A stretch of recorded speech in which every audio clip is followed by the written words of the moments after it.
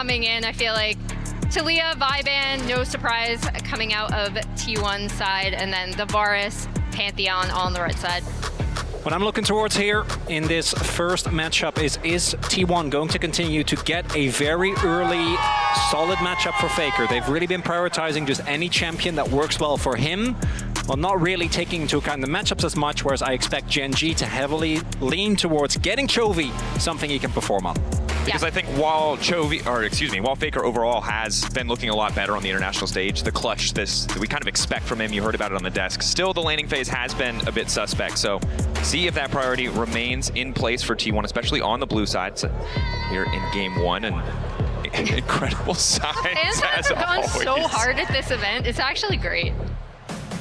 First pick. Faker. There we go. Laying down the gauntlet, secures Azir for himself. It was just a few weeks ago that Chovy brought this out and was able to find that clutch win against T1 in round 2. Yeah, it's a high prio pick for both mid laners.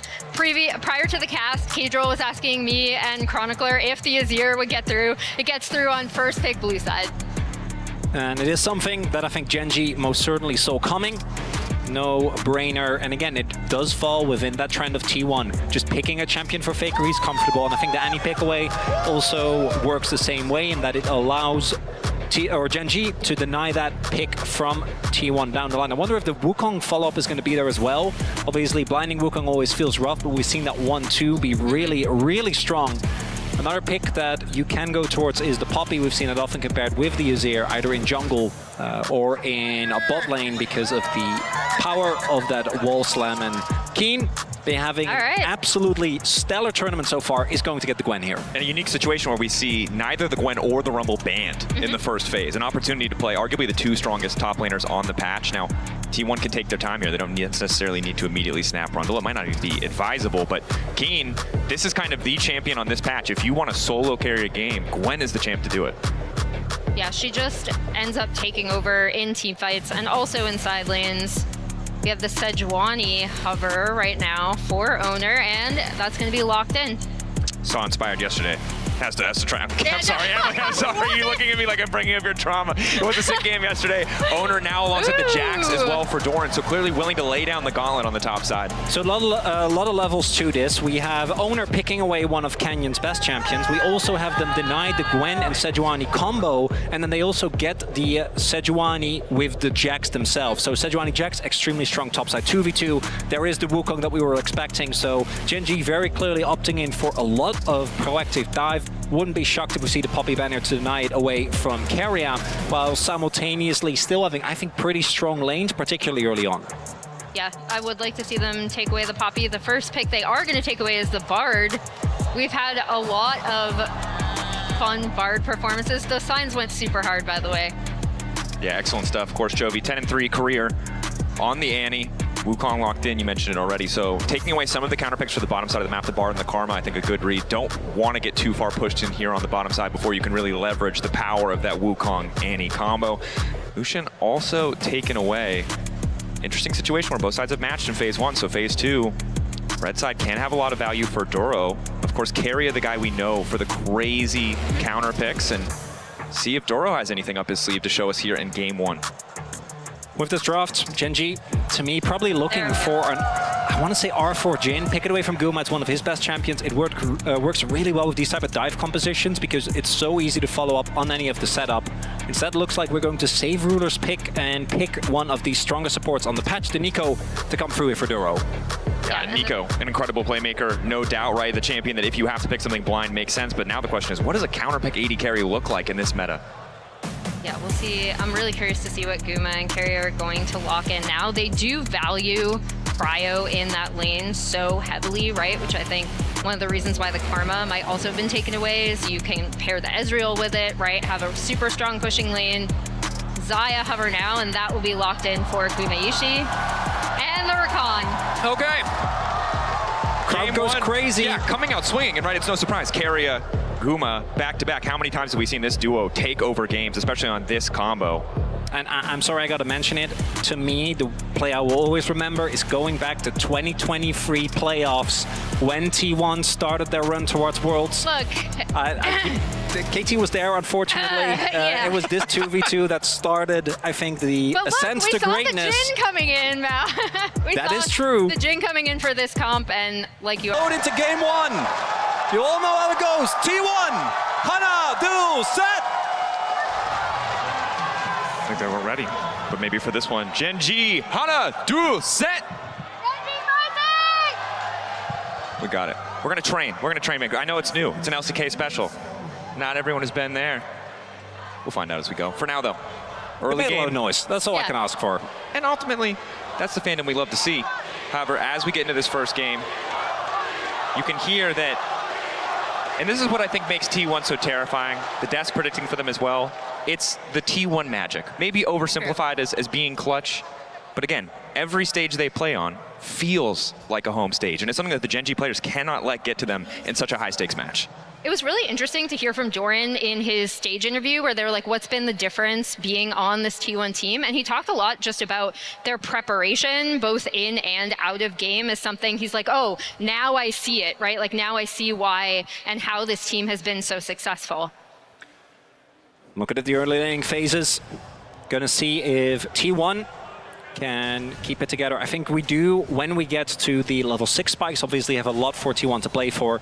There is the Sejuani in particular. Do note that Oner has also gone for the Unsealed Spellbook, which for Sejuani's we've really generally only seen into Trundles, but the rune has just been on a tear here. Will allow Oner to join very easily with TP if he so chooses to as well, later down the line.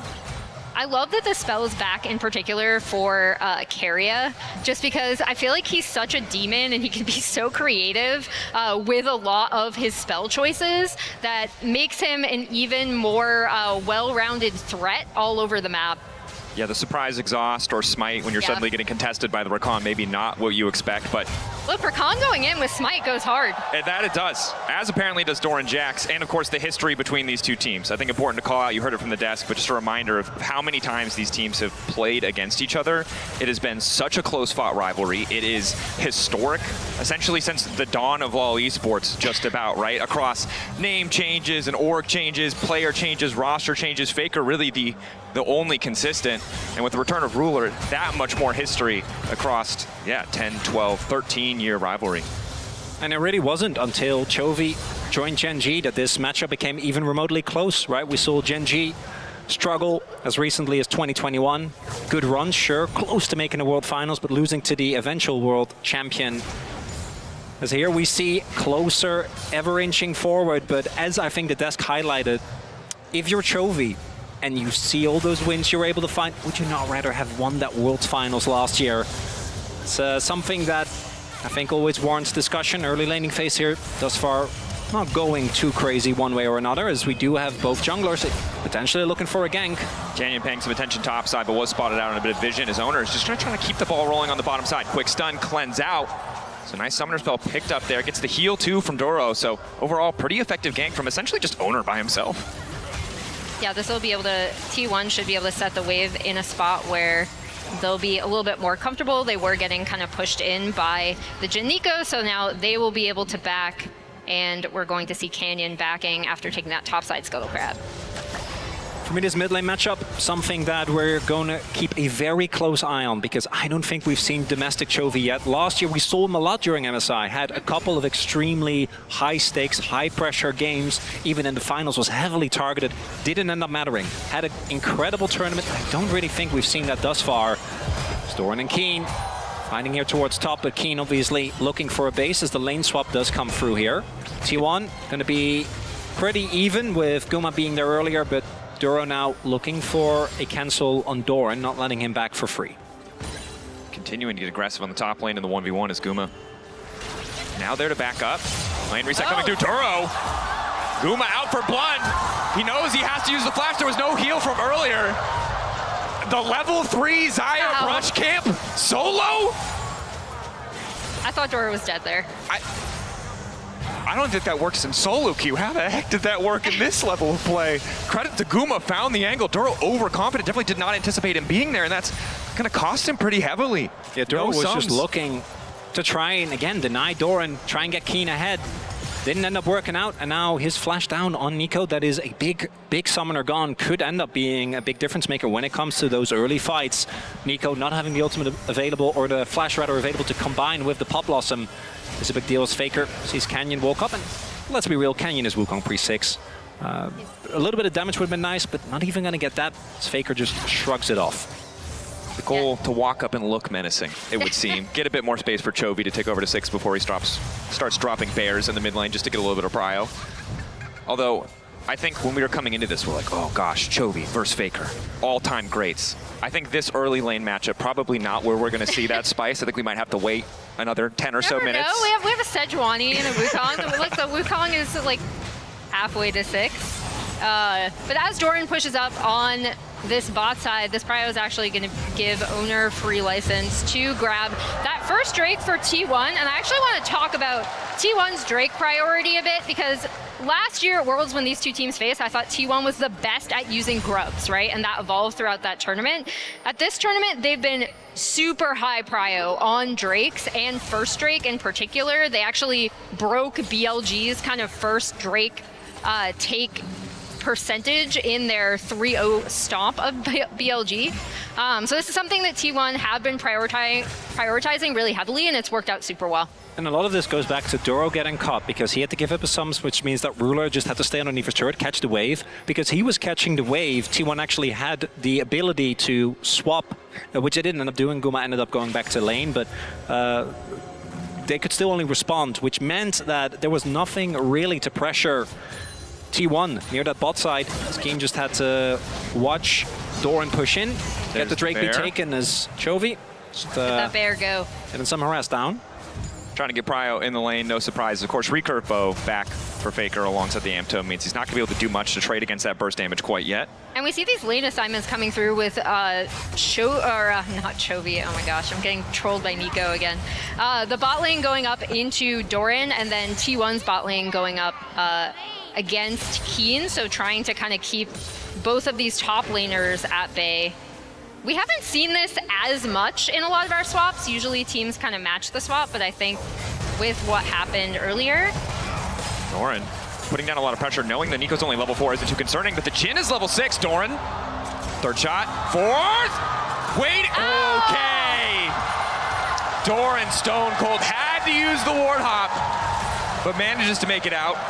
Yeah, entirety of the play, vintage Doran goes in when he probably shouldn't, goes low, doesn't even need to flash, ends up just able to dodge, Ruler not hitting that final shot, and that means that the attempted play from Gen G gonna fizzle out for now. Gen G has been able to build a big lead in the mid lane here though, with Faker having to respect the pressure that has come through, as that's the real Canyon. Canyon forced to flash away, stun landing, immediate follow coming up from Keria. Oner and Keria working together beautifully. Canyon might just got down by base damage. Faker now trying to follow, but they don't quite have enough burst. That stun that Chovy landed onto Faker to keep him out of that was huge, and kind of the only reason that Gen G weren't, the Canyon kind of didn't die, right? Oh, Gen G though used a lot of cooldowns. They still want to look for the contest here. T1, are they ready? Gen G, Guma ready to pull the feathers back. Maybe happy to just take one grub, try to deny all three. Magic so far, good pushback. Only managing to find the clone, and now it's first blood coming through. Keen there in the nick of time, and the needles are starting to fly. T1 packing things up, trying to get out now. Last grub, they aren't even worried about it. Keria and Oner on the way out. Guma trying to hold on, but the Void grubs are down, and in the end, it's 2 for Gen G. And Gen G, see T1 try and contest those grubs, but T1 really underestimating how happy Gen G was to contest that. And I think because Canyon was so low, they're like, okay, the Wukong is gone. That's one of the biggest spikes. But guess what? Gen G ready to fight for that to the death anyway. Yeah, I mean, you could see that T1 had it kind of set up as well with Keria TPing in, like that was very planned from them. As we see the setup on this again, T1 and Guma, and here comes the Keria TP. Faker is coming out, and Guma does miss the ult, which also ends up being pretty important. And I think Guma felt pressure to ult because there is a Annie right next to him. So if he gets hit by a Q, he just ends up dying. But instead, because that ult is already gone, he can't really walk up nearly as far. They don't actually have the damage to take down Canyon, and Keen goes unchecked in this fight. Keen is really the demon in that fight, because I think part of the reason T1 felt good about taking that is they saw Annie ult was down. They saw Jin ult use bot lane for the kill that didn't quite come through. No Wukong ult. They thought they were in a super comfortable spot, but really underestimating what Keen can do, even without any items under his belt, with just an ulti and a choke point. But now, stun on Faker, a bit of a moment of discoordination as Faker flashes away. Not going to get the last shot as Keria saves his mid laner, will not give Ruler the 4th bullet. Still big window for Gen G. They get Faker's flash. They get tempo on the map. Might be looking towards setting up for this Drake in 30 seconds. And I think the scary thing here is we've seen T1 prioritize Drakes, as you mentioned, Emily, and so often it's worked out. But often Gen G with the gold lead is a more terrifying threat, though. Keen now locked up, cut down on the way out, and the TP's too late. Chovy found a little bit of CC. Maybe he can burn down Oner, but they want to turn this one back. 3 looking for the 4 stack, but instead, Chovy finds a kill in return. Jovi's able to get the return kill, but there you see, up. Stun, flash, okay! It's probably about time to mention that Jax is one of Doran's best champions, maybe. I was gonna talk about the 1-for-1 because there you saw the power of the Jax and the Sedge working together to dive. Chovy got one back, but then steps too far forward and Doran's just able to take advantage. And Chovy, of all people, should know, having played with Doran for a good amount of time on DRX, on Gen G, don't fall for the Doran trap. Did he almost die for no reason earlier in battle? Yes. Does that matter? No! At any point, Doran can strike. Beautifully played there, and that means that the trade goes a lot better. Gen G did still get the Drake, but the gold lead that they had built up, now gone. That was almost 1,000 gold for the Drake, and again, starts off so positively here for the side of T1. Chovy is able to get something back, but a little overconfident. We're not going to get to see the rest of the replay because Chovy's been locked up once again. All of T1 descend upon mid lane. This is what happens if you don't have your flash. If you are an immobile carry into Azir, there's a reason why this champion has been at the forefront of the meta for what feels like the beginning of League. And this T1 team in particular is so aggressive with punishing mistakes like that, or not even mistakes, but just punishing sums, forcing you to make some sort of decision on the map that leaves them in an advantage. We saw these kind of minor moves when Gen G and T1 faced each other last, again, specifically in that game 1 when T1 were in such a winning position. So yeah, they're punching back really well. Oh, Doran, he goes in. Needlework used. Duro on the way. Doran counter trying to get a bit of damage back, but he should just fall here. Should be an easy kill pickup. Starting to retreat now. Will finally get cut down through the ultimate. A nice side lane pick for Gen G, and there's not really a counterpunch for T1. Really big deal. Doran striking with overconfidence. He is his Triforce. Keen doesn't even have a first item finished, so wants to try and push as hard as possible. Duro finds a nice punish. Yeah, and this should set up Keen to be able to back and buy, so he should be in a much better position in those side lanes as well. Faker walking up. Yep. Not afraid to contest here, but again, it's just, yeah. The item completion, Nashor's Tooth, able to just win on these trades so effortlessly. Yeah, there's some Merc treads there for Chovy, but it's not for Faker. That's for the rest of the team. Chovy also going for a much more utility-based build, so Phase Rush obviously makes sense into the amount of short-range threats that are there on T1. And then going for the Rod of Ages, those builds have felt pretty lackluster. I do think this is one of the few compositions where it actually makes sense, right? Because if you look at what Gen G have, both in jungle and in top, and even in support, they have so much damage available that going for a more utility-based build, I think makes some sense. But it does mean that the rest of the team will need to do some more heavy lifting, as Chovy is going to be, with the Malignants now finished, going towards a more utility-based role. That's where the setup in these team fights is going to be huge, right? And that's also where I'm looking at Chovy, because that survivability does allow him to just continuously rotate and land stuns to set up for this Gwen, the Wukong, the Nico, the Jin. Keen. Forced to flash. Exhaust used as well. Again, power the summoner spellbook. Oner packing an extra combat summon instead of the smite for that fight on the top side. But I think it's important that we highlight top lane because it feels like as much as Faker right now on the Azir will eventually be that scaling threat, both these guys feel like facilitators for the main actors of this game that have been Keen and Doran. These are two players with storied history of their own, of course, sometimes pushed out of the spotlight because you're looking at Faker and Chovy, but obviously a ton of history, a ton of games played against each other in and out of these respective lineups, and somewhere where we have to look in game 1 because this is where the carry threats really were placed in the draft.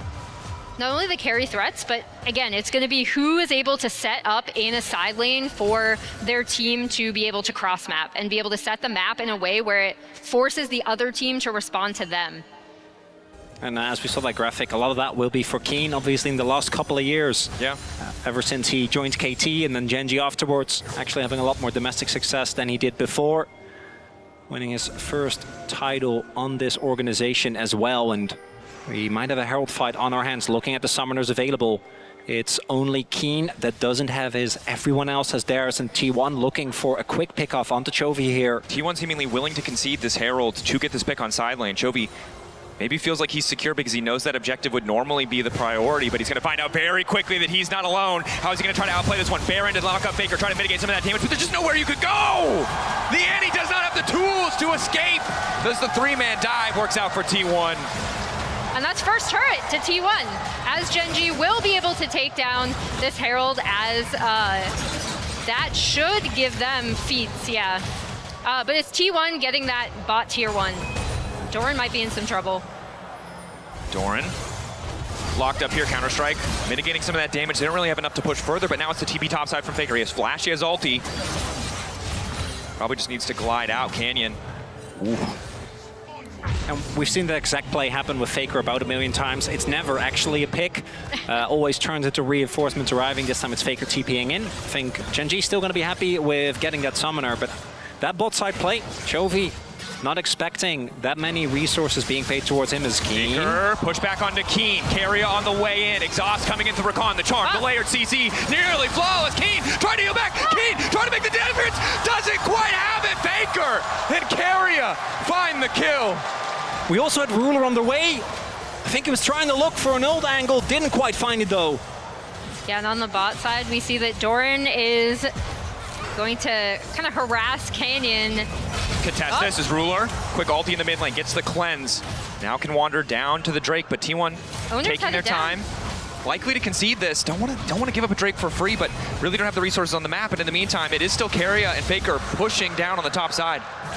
And what we see here is textbook T1, right? Just overloading on these sides. First is the pick onto Chovy, then it's a topside play, baiting and TP. It looks like Doran is overextending. He's fine anyway. Might have to be careful here as we do have Duro on the deep flank. Of course, Doran trying to clear the bear out before anything else happens, but there's still a Herald in the back pocket of Canyon if they do want to pressure somewhere else on the map. Finally, Keen is going to be able to catch that wave on the top side, working towards that second item, but T1 have been pretty relentless playing for these side lane picks. A similar story for GenG, and it's been pretty even trades across the map. Yes, there's an extra Drake now, as well as an extra Grub for the side of GenG, but T1 holding on to that 1.5k gold lead. Yeah, and so much of it is actually in Faker in this mid lane, right? He has about 800 gold, which isn't a massive gold lead, but it's a really solid one, especially for something like the Azir, which is just going to scale so well into the late game. But yeah, all of these side lanes are now opened up. So we'll see how GenG and T1 end up setting up the map, especially with a Jax and a Gwen. Both these teams obviously having a lot of team fight power available as well. For T1, as long as they can avoid getting flanked, I think their front to back is so hard to cut through. You have Jax that can create space, you have an Azir. The engage obviously is amazing. If either Chovy or Kindo, even Canyon, ever finds their angle, and really it's often T1 that we see go for like these, what, 3-4-pronged engages. I think that's what GenG is going to have to look towards, which is why it's very important. They don't lose mid lane turret, and they hold on control of the vision. If the vision gets fully choked out, I don't think GenG can just play a straight up front to back. Multiple members of the team now descending on the bottom side of the map, looking for that vision, trying to wrest this control away from T1, hoping to find a pick as Keria. Now realizes he's spot Duro. Quick bit of lockup, trying to protect Faker. Faker needs to get it out of there. Keria going to use the ulti to try and hold on. Duro trying to find it. Chovy looking for a bit of fall, but Faker still standing for now. Oner ready to body block the shots. Faker still living, but in comes Keen. GenG on the bottom side have found a man out of place, and they're looking to find quick kills. Making it look effortless, but it's Doran now. Herald used, it might just have to be the escape path. Doran locked up and shut down. The fourth shot finds his mark, and out goes Canyon. And there's a reason why GenG says, we know how to deal with T1. I've seen that play run by T1 a million times. Faker is quote-unquote overextended as Canyon does miss the turret. We need to revoke Canyon's driver's license after that one. But yeah, that was so well set up, and that's where Okay, that must have been on purpose. Yeah. Ruler, on purpose. Yeah, that was on purpose. That's where you really see the power of this team composition when they are able to set it up. Keen coming in on the backside of this. It all starts with Duro and getting on to Faker. And the crucial thing is that they actually get the hard CC down on Faker before he gets to shuffle out, because T1, again, is very ready for this play. The only downside is Doran can't actually join the fight until their main damage dealers are either taken out of the fight or already dead. And you can see how, if Gen G get the jump, as you mentioned before, with the Annie and Wukong, or in this case with the Nico, how easy it is for them to play out the rest of the fight, because T1 used so many of their resources defensively that when Keen shows up, he's just kind of allowed to run free. Oh, we're looking at Atacon. Potentially a big gamble. 2.5 items completed for Guma, relatively strong, but tough now to get into this fight. And now that Gen G have control over the space. Keria wandering forward. Walking in, Faker. Doran looking for the flank. Multi-pronged fights, you mentioned it before. Looks like we might just flip it. 3.9k instead. Gen G collapsing on the flanker, but now it's T1 going all in onto Keen. Dora looking for the counter gauge. A nice interrupt to stop him from getting into the midst of the entire lineup. Keria barely holding it alive, and they get the Atacon! Guma steals it! That's Faker now on the retreat. Gen G hungry for blood. They need to get kills back. They can't afford to give this away for free. Keen will get Faker, but at the cost of the Atacon. Should be able to get Doran in this turret as well. Gen G trying to snowball as much as they can. Taking another kill. There's not much to transition it to. A top lane tower maybe, but that's infuriating for Gen G. They got the kills, they just couldn't get the objective.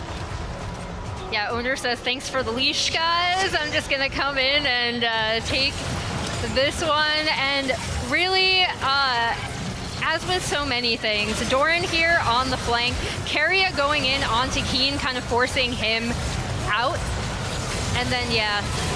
It's the lack of flash for Duro. He can't get on top. The fact that Guma does this on Xayah is way more insane than we have seen it happen before with the Varus, obviously, just using his feather pullback. But we'll see what this means for Dragon, because if this leads to soul point for Gen G, because I do think, as we can see, they have tempo towards the river here, still not be the end of the world for them. But the Atacon, the value of those flowers means this game still dead even.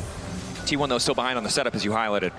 That's what it might mean, conceding the Drake unless they want to risk the fight walking into Fog of War. Faker would much prefer to have that set up first. You can see Oner not afraid to eat a bit of damage as Canyon goes forward, but Oner, quick interrupt on the Arching Assault, may just give his life. The burst from Gen G is too much.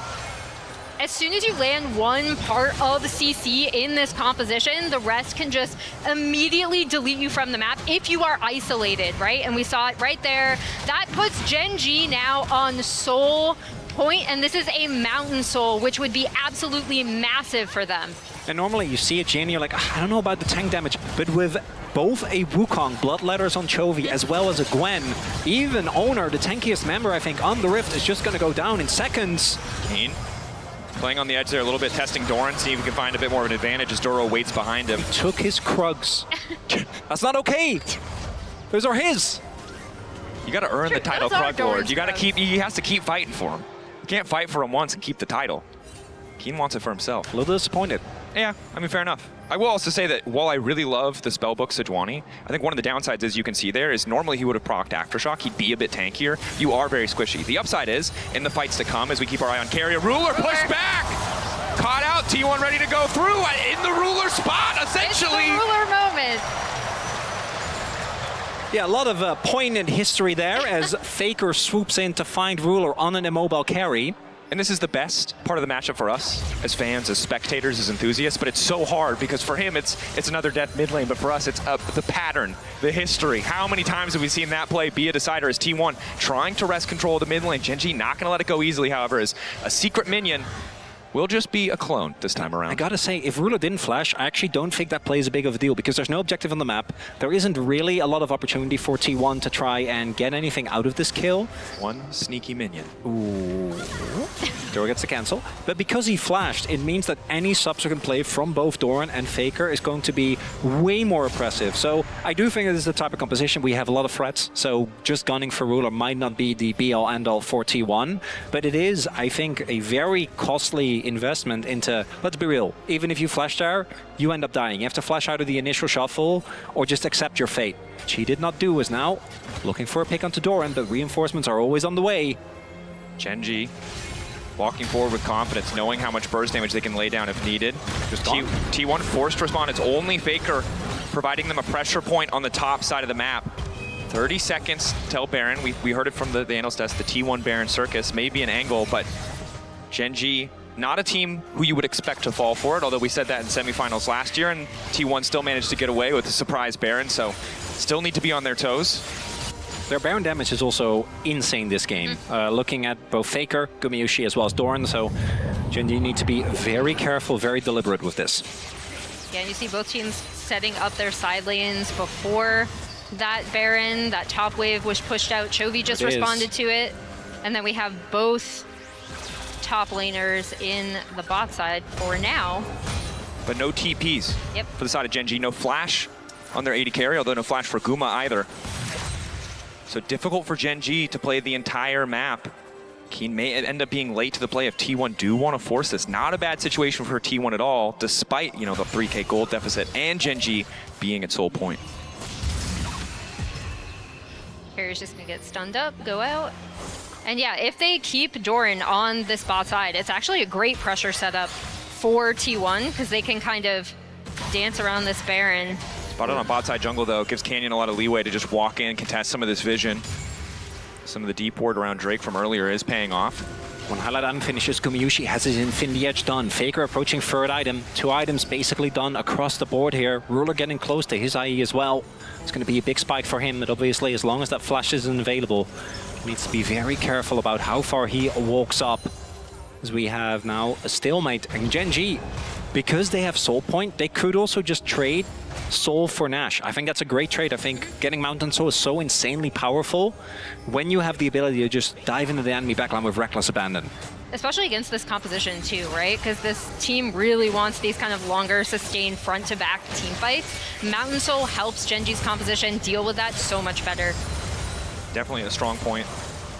Ruler tries to find a route. T1 looking to get aggressive as Keria manages to catch out Chovy. Quick 1-2 punch. Chovy flashing, gets the bear down. Sprinting as fast as a little leg to go, but it's Oner to finish the job. Now Keen looking to follow up. Dora looking to find a 3-man knockup. And in goes the Gwen trying to snip way through the T1 mid laner. Keria catching, trying to defend. It's just not enough. They're too powerful. Doran though, looking to take down Ruler. He knows he has no flash. He wants desperately to finish the job. They're too forward. The leap strike. Doro can't find the route. It's a mess across the fight, but it looks like Keen should just be able to chase this one down. Doran taking his time, ward over the wall, quick hop to safety. Multiple members lost on both sides. 2 down for the side of GenG, 3 down for the side of T1. Guma needs to make the difference. 3 items on this carry, but it's Duro and Canyon on the chase. Feathers go up, they'll pull back, he can't find the angle, and down goes Guma. And Chovy survives for just a second longer, meaning that Duro can find a beautiful counter engage, which sets up for Keen.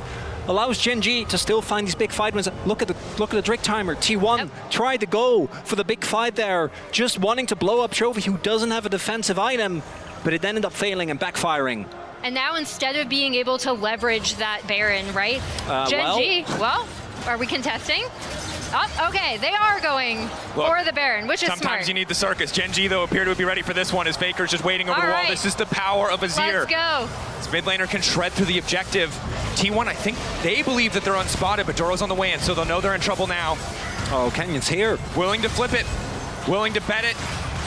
Canyon stepping up, T1 now retreating. Is this just going to be a massive leash? GenG, they found Faker. No reason to take the risk, and now it's Faker who has been caught out, wants to slide back, but there's Ruler waiting, looking for the finish, the kill. Faker gonna go down. T1 over eager, too comfortable in the idea that GenG would be fully committed to that Drake. And this is why GenG have been T1's nightmare domestically. They know these teams so well. They read the play like a book. Go towards the dragon. Know that T1 is going to look for a heavy play towards Nash. End up getting off. T1 might just try again, but this time I don't think they're going to be able to do anything. Yeah, without the Azir damage, this Baron looks a lot different. Keria has Smite and is waiting around the pit. Oh. He's 3K, he's wandering in, he's looking for the Miracle Steal. Junglers are hating some of their spellbook right now, but GenG have the discipline. They don't knock it low, they don't risk the 50-50, they zone off Keria, and they get the soul for themselves. Yeah, that's Mountain Soul to GenG, that's absolutely huge. I will reiterate, I love seeing Keria with unsealed spellbook. It's so unhinged. You know he's looking for that Smite steal. And when do you need to be ready for the Rakan to come check you? Exactly. Because normally you'd put one person there and be happy. Luckily, as Mal mentioned before, GenG are ready for this kind of play. Didn't feel like they were here, but in the extended fight, it does look good in this priceless moment of the game. as Chovy ends up getting caught here. Very nice pick, but then this Freeman ultimate plus the damage from Keen means that even though Faker can delay for a little bit longer, Kenyon gets on the back line, and if it is on the front to back, it's a messy fight. GENG can run amok. Yeah, and Guma was not able to get into that, as well as when Doran tried to jump onto Ruler, right? You saw them kind of all pivot onto him. And yeah, this is looking like a really nice setup for GENG now. They should be able to clear out vision. Ooh, that's an aura exhaust right there. Once normal Walk it off, Canyon. Wait, it worked! Out briefly. No, Mao, it did not work. He fell for it. A little bit of bait. Oh. Now the retreat will be fine. Body block there. Makes it look easy as the ulti is going to be used by Oner. Major tool now missing. Are you saying you didn't feel the aura from that? I do. Obviously, I feel the aura, but I'm assuming, I assume that they have a different relationship. Well, clearly, you know? Oner thought it did as well, because he went for the ult on the clone. Which, as far as Sejuani angles go, trying to play into both Wukong and Nico clone, not a great time. Definitely not. And the thing I want to call back to is that previous fight. You brought it up. Guma wasn't in position. This is the big thing. We favored T1 in extended fight, but that hinges on one of these two carries able to freely auto-attack. Neither were able to do that in the previous fight. And with Mountain Soul, the Wukong sustained in these scrappy exchanges, it can be really tricky for T1 if they don't get that front to back. It's also, if you kill Chovy, that alone is not enough. If you kill Ruler, that alone is not enough. This isn't the type of combo where you can take out one member and then play off that. You need to actually be able to get good fight angles and make sure that both Faker and Guma can do damage in these extended fights. Another thing to point out, Keen is going to have his Zhonya's as well, so that just makes his flanks so much more powerful when GENG are able to set up these team fights how they want. Definitely can be tricky. Bit of poke coming out from the side of GENG. There's a Seekers for Doran trying to match what he can, as well as the QSS for Gumayusi to stop some of that upfront CC coming from Doro or from Chovy.